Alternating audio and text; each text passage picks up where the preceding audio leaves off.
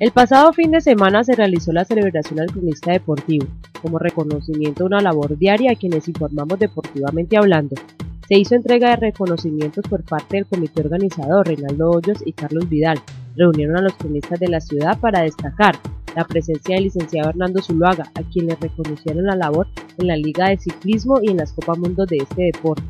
Para resaltar, nuestro compañero en CNC Noticias y en La Hora Deportiva, programa de la productora Masificar para el canal CNC, fue galardonado al cronista Revelación por sus peldaños en esta labor. Felicidades a nuestro compañero y esperamos sean más los reconocimientos que se le otorguen a lo largo de su carrera como comunicador social.